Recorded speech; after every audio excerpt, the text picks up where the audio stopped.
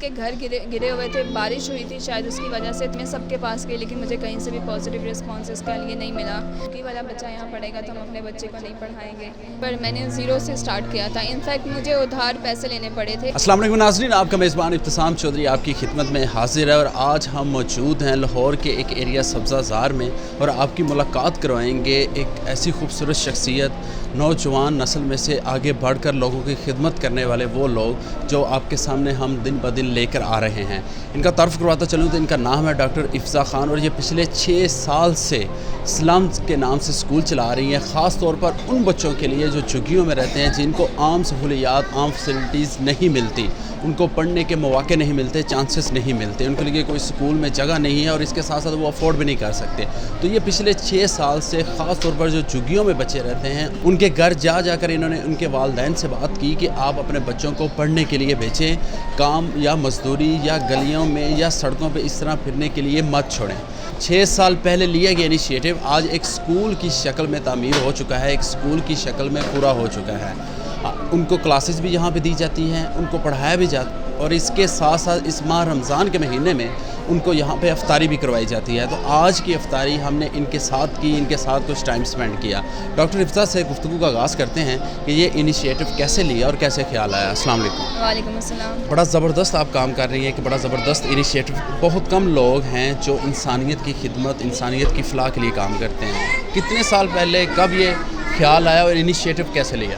آج سے 6 سال پہلے جب میں یہاں پر آئی، میں ان بچوں سے ملی تو میں نے ان سے پوچھا کیا یہ بچے تعلیم حاصل کرنا چاہتے ہیں. ان کے پیرنٹس سے ملے تو سب نے مجھے بہت پازیٹیو رسپانس دیا، اور اس وقت شاید ان کے گھر گرے ہوئے تھے، بارش ہوئی تھی شاید اس کی وجہ سے. تو میں نے جب ان سے پوچھا کہ آپ کے گھر گرے ہوئے ہیں، اب آپ کیا کرو گے، تو یہی بچے تھے، سب مسکرا رہے تھے. انہوں نے مسکراتے ہوئے کہا کہ ہم نئے گھر بنا لیں گے، ہم دوبارہ سے بنا لیں گے.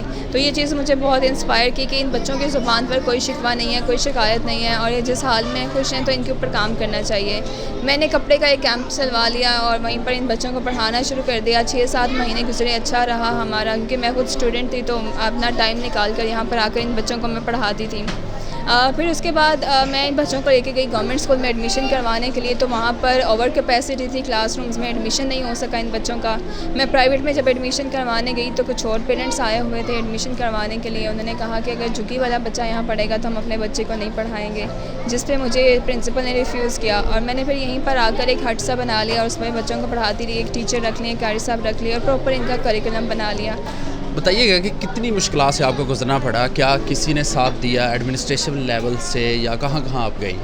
میں کوئی 150 کے قریب میں نے میٹنگز کی جب میں نے یہ اسکول بنانا تھا. میں ڈفرینٹ کمپنیز کے پاس گئی، میں گورنمنٹ کے لوگوں کے پاس گئی، میں لوکل ایڈمنسٹریشن کے پاس گئی، میں سب کے پاس گئی، لیکن مجھے کہیں سے بھی پازیٹیو رسپانس اس کے لیے نہیں ملا. شاید اس لیے نہیں ملا کیونکہ میں ان لوگوں کے لیے کام ان بچوں کے لیے کرنا چاہ رہی تھی کہ یہ جھگیوں میں رہنے والے بچے ہیں. ان کے لیے یوزلی کنسیپٹ یہی بنا ہوا ہے کہ یہ مانگتے ہیں اور انہوں نے ساری زندگی بس مانگنا ہی ہے، ان کی نسلوں نے بھی مانگنا ہی ہے. کنسیپٹ بنا ہوا ہے، جبکہ اس کو ہم نے غلط ثابت کرنا تھا.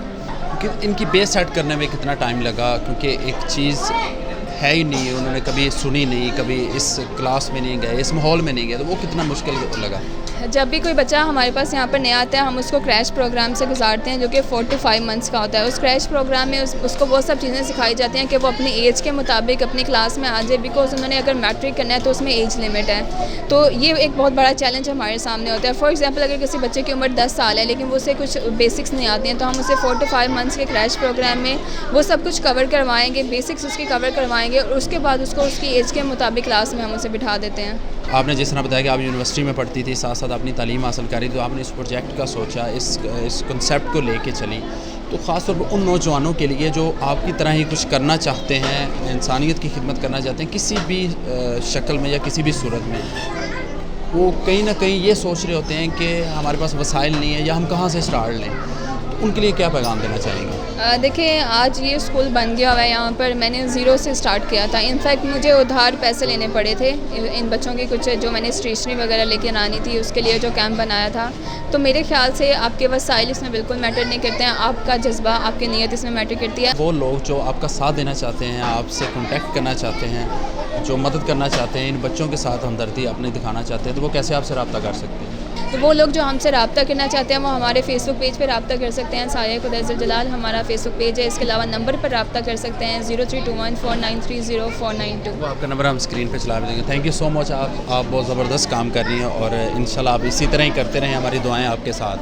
ڈاکٹر افضا خان ہمارے ساتھ موجود ہیں اور آپ نے ان کی گفتگو سنی کہ کس طرح انہوں نے ایک زیرو سے سٹارٹ لیا. آج سے 6 سال پہلے کا انیشیٹو لیا گیا, اب ایک زبردست اسکول کی صورت میں کنورٹ ہو چکا ہے. اور خاص طور وہ بچے جو جھگیوں میں رہتے ہیں اور تعلیم حاصل نہیں کر پاتے, ان کے لیے یہ پروجیکٹ خاص طور پر سٹارٹ کیا گیا تاکہ وہ تعلیم حاصل کر سکیں اور یہاں سے نکلنے کے بعد اپنے کنبے کا خیال کر سکیں. ہمیں اپریشیٹ کرنا چاہیے اس طرح کے نوجوانوں کو جو آگے بڑھ کر اپنی مدد آپ کے تحت یہ انیشیٹو لیتے ہیں اور انسانیت کی خدمت کرتے ہیں. ساتھ ساتھ ان کا یہ بھی کہنا تھا کہ اگر آپ کے پاس کچھ بھی نہیں ہے تو صرف آپ کو ثابت قدم رہنا ہے اور آپ کو صرف اور صرف سٹارٹ لینا ہے, تو آگے اللہ تعالیٰ کی مدد سے آپ کے لیے آسانیاں پیدا ہوتی رہتی ہیں, آسانیاں پیدا ہو جاتی ہیں اور راستے کھلتے رہتے ہیں. اسی کے ساتھ اپنے میزبان ابتسام چودھری کو دیجیے اجازت. اللہ حافظ.